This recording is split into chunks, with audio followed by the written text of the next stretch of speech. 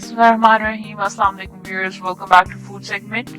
आज हम आपको सिखाएंगे कोफ्ते अंडे का सालन कैसे बनाते हैं। तो सबसे पहले तो अगर आपने अब तक हमारे चैनल को सब्सक्राइब नहीं किया तो फौरन से सब्सक्रिप्शन के साथ बेल आइकन पर क्लिक कर दीजिए ताकि हमारी जो भी वीडियो रिलीज हो फौरन आपको पता चल जाया करे। तो इससे पहले हम अपनी कुछ वीडियोस में बता चुके हैं आपको, कुछ वीडियोस पहले एक वीडियो में हमने बताया था कि घर पे आप कोफ्ते बनाकर फ्रीज कैसे कर सकते हैं, फौरन रेडी टू फ्राई कोफ्ते कैसे बनाते हैं, रेडी टू कुक कैसे बनाते हैं। उस वीडियो में हमने डिस्क्रिप्शन में बहुत डिटेल के साथ बताया था सारा। यहाँ पे आपको उसकी एक क्विक हाईलाइट नजर आ रही है कि प्रोसीजर जो है उसमें कौन से मसाले जाएंगे और सारा वो छोटा जल्दी जल्दी आपको यहाँ नजर आ रहा है। तो अगर आप डिटेल से देखना चाहते हैं तो आप हमारी इस वीडियो में चेक कर लीजिएगा। उसके बाद हमने अपनी कीमा में सारे मसाले डालने के बाद उसको फ्राई किया था, कितनी हीट पर कितनी देर फ्राई करना ये भी हमने इस वीडियो में आपको पूरी डिटेल के साथ बताया था। रेडी टू कुक किस तरह से तैयार होंगे, जिनको आप फौरन कैसे पका सकते हैं, उसके अलावा वो वाले कोफ्ते जिनको आप फौरन फ्राई कर सकते हैं वो कैसे तैयार होंगे। तो इसके बाद हम अपनी ग्रेवी की तरफ आ जाते हैं जो आज की रेसिपी है। तो आपने ऑयल ले लेना है, क्वांटिटी सारी की सारी डिस्क्रिप्शन बॉक्स में मेंशन है, वहां से देख लीजिएगा। ऑयल को हम गर्म कर लेंगे दरमियानी आंच पे, उसके अंदर हम अपने प्याज के स्लाइसेस डालकर इनको फ्राई करना है। नमक हमने इसलिए ऐड किया क्योंकि आपको पहले भी क्लिप में बताया था कि प्याज में नमक ऐड करने से जल्दी फ्राई होता है, तो इसीलिए हमने इसके अंदर प्याज फ्राई करना है। बेसिकली हमने इसको गोल्डन ब्राउन कलर देना है, डार्क गोल्डन ब्राउन, ताकि जो आपके सालन की लाली जो होती है कोफ्ते के सालन की, वो बेसिकली प्याज की ब्राउन होने से आएगी।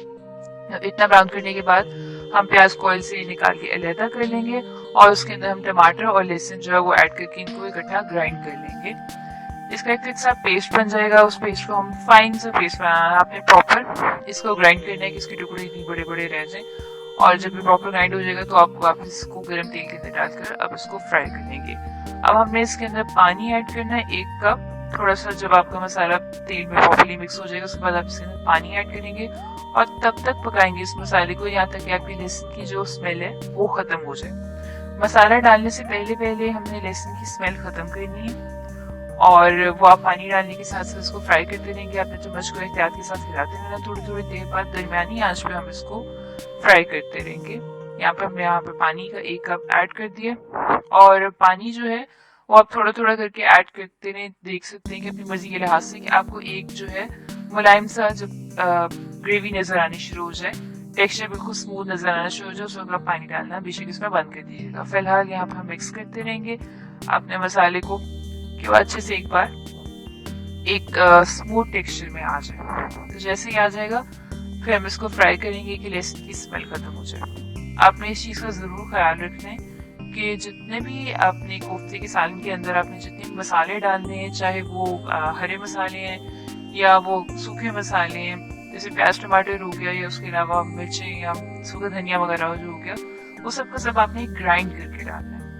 इसके अंदर हम बाद में दही भी ऐड करेंगे, वो भी हमने अच्छे से फेंट के डालनी है। इसकी वजह ये है कि कोफ्ते के सालन की खूबसूरती होती है कि बिल्कुल नरम टेक्सचर का होता है और इसके अंदर कोई आपको खड़े खड़े मसाले नहीं नजर आते जैसे मंचूरियन में नजर आते हैं। प्याज टमाटर अलग अलग नजर नहीं आना चाहिए इसके अंदर। तो जैसे ही हमारे पास यहाँ लहसुन की स्मेल खत्म हो जाएगी उसके अंदर आप अपने खुश्क मसाले जो है उनमें हमारे पास लाल मिर्च का पाउडर है, क्वांटिटी हमने मेंशन कर दिया, वो आप डाल देंगे। उसके बाद इसके अंदर जाएगा नमक और इसके अलावा इसके अंदर जाएगा सूखा धनिया का पाउडर। हल्दी हमें इसके अंदर इस्तेमाल करने की जरूरत इसलिए नहीं है क्योंकि कोफ्ते के सालन का रंग जो है वो हम प्याज को ब्राउन करने से इनहांस करते हैं, जो इसके अंदर ऐसा हमें हल्दी डालने की जरूरत नहीं है। अपने मसालों को डालने के बाद हम इसको मिक्स कर लेंगे और जो आपका सूखा धनिया पाउडर है अच्छे से ग्राइंड हुआ हुआ और ये हमने जो है लाल मिर्च और नमक के मुकाबले कम डाला है। उसकी वजह ये है कि बहुत ज्यादा अगर आप सूखा धनिया डालेंगे तो फिर उसका भी जायका जो है बहुत मतलब क्योंकि बहुत तेज जायका होता है और खुशबू भी बहुत तेज होती है, तो आपके सारे सालन की बाकी खुशबू को स्मेल को खत्म कर देता है। तो इससे आप थोड़ी क्वांटिटी में डालेंगे, मेंशन कर दिए क्वांटिटी आप देख लीजिएगा। अपने मसालों को अपने प्रॉपर्ली फ्राई करना है। वजह ये कि लाल मिर्च को अगर आप प्रॉपर्ली फ्राई ना करें तो फिर वो खाते हुए गले में लगती है, तो इसीलिए जो है जरूरी है कि मसाले ऐड करने के बाद आप इसको ढक कर रख दें अपनी ग्रेवी को और तकरीबन 4 से 5 मिनट ढककर पकाएं। जब आप 5 मिनट बाद जब ढक्कन उठाएंगे तो आपका ऑयल जो है वो रेड कलर जो है अज्यूम कर चुका होगा लाल मिर्च की वजह से। तो इस तरह से आपको यहाँ पर रेड कलर का ऑयल जो है अलहदा नजर आएगा और मसाला अलहदा से नजर आएगा। तो ये इस चीज की निशानी है कि यहाँ पे आपने दरमियानी आंच पे अगर पकाया इसको 5 मिनट तक, ये प्रॉपर्ली तैयार हो गया मसाला। अब इसके अंदर जो है, इस मसाले के अंदर पानी खुश्क करने के बाद इसको हमने इसके अंदर अपने जो कोफ्ते थे, ये आधे पके हुए कोफ्ते हैं, बस हमने इनको थोड़ा सा फ्राई किया हुआ है। प्रोसीजर डिटेल से आप हमारी पुराने वाली जैसे घर में कोफ्ते कैसे फ्रीज करते हैं उस वाली वीडियो में देख सकते हैं। तो ये वही वाले कोफ्ते हैं, हमने उनको जो है अब अपने फ्राई करते हुए मसाले में फ्राई करना है। और उसके बाद जो है आपने इसके अंदर यहाँ पे दही ऐड करनी है। दही मैंने आपको पहले भी मेंशन किया था कि अच्छे से फेंट के ऐड करनी है। वजह ये है कि हमें अपने जो कोफ्ते की ग्रेवी है उसके अंदर बिल्कुल स्मूथ टेक्सचर चाहिए। तो अगर आप दही बगैर फेंटे ऐड करेंगे तो उसकी फुटकियाँ बच जाती हैं जो कि अच्छी नहीं लगती। तो स्मूथ रखने के लिए बेहतर है कि आप दही को बहुत अच्छे से फेंटें ताकि बिल्कुल स्मूथ जो है वो दही जाए, इसके अंदर फुटकियाँ ना बने। उसके बाद अपने दही डालने से पहले कोफ्तों को थोड़ा अपने फ्राई कर लेना है। और दही ऐड करने के बाद आपने इन कोफ्तों को ढक के दोबारा से दरमियानी आंच पे कम से कम 5 मिनट पकाना है। वो इसलिए कि कोफ्ते अभी तक हाफ फ्राइड हैं, हमने इनको प्रॉपर्ली पकाना है ढककर ताकि अंदर तक कच्चापन ना रहे, जो अंदर तक पक जाए प्रॉपर्ली। जब अंदर 5 मिनट हम इनको दरमियानी हाई हीट पर पकाएंगे, मीडियम हाई फ्लेम पर, और 5 मिनट बाद जो है इंशाल्लाह कोफ्ते जो है अंदर तक प्रॉपर्ली पक चुके होंगे। बड़ी आसान सी रेसिपी है। लोगों को अमूमन कोफ्ते बनाना इसलिए मुश्किल लगता है क्योंकि कोफ्ते टूट जाते हैं। तो कोफ्तों को टूटने से कैसे बचाना, ये भी मैं अपनी प्रीवियस वीडियो में, कोफ्ते बनाने वाली वीडियो में बताया था कि आपने क्या ऐसे इंग्रेडिएंट डालने की टेक्निक इस तरह की जिससे आप कई कोफ्ते टूटेंगे नहीं। तो आप वहां से चेक कर सकते हैं।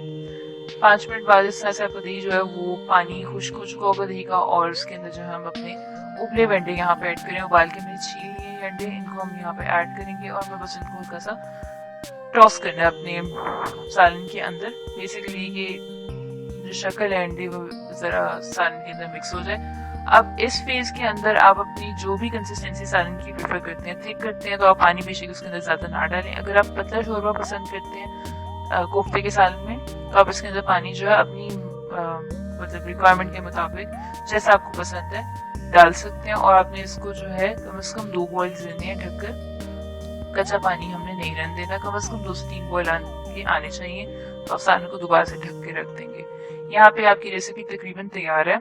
जब पानी को बॉयल आ जाएगा तो हम इसके अंदर जो है गरम मसाला एंड पर स्प्रिंकल कर देंगे। यहाँ पे हमने ढक दिया अपने कोफ्तों को और इसी तरह हमने बस 2 से 3 मिनट वेट करना है कि प्रॉपर्ली उबाला आ जाए पानी को। यहाँ पे पानी उबल गया तो अब हम इसके ऊपर जो है गरम मसाला छिड़क के इसको सर्व कर देंगे। उम्मीद है कि आपको रेसिपी पसंद आएगी, घर में ज़रूर ट्राई कीजिएगा। और अगर आप हमें कोई टिप्स देना चाहते हैं या अपनी पसंद की कोई रेसिपी बनवाना चाहते हैं तो वो भी आप कमेंट बॉक्स में बता सकते हैं। तो ट्राई करने के बाद रेसिपी ज़रूर जो है हमें बताइएगा कि आपको कैसी लगी। और इंग्रेडिएंट्स की कोशिश कीजिएगा कि इतनी क्वांटिटी के साथ इतने ही इंग्रेडिएंट्स डालें क्योंकि बहुत अच्छे से खुशबू और जायके को बैलेंस करता है। और ये जो कोफ्ते हैं इंशाल्लाह आपको बहुत पसंद आएंगे। रेसिपी को अपने दोस्तों के साथ शेयर कीजिएगा, फैमिली फ्रेंड्स के साथ शेयर कीजिएगा। कमेंट में बताइएगा कि आपको कैसी लगी और हमारी वीडियो को लाइक कीजिएगा। देखने का बहुत बहुत शुक्रिया।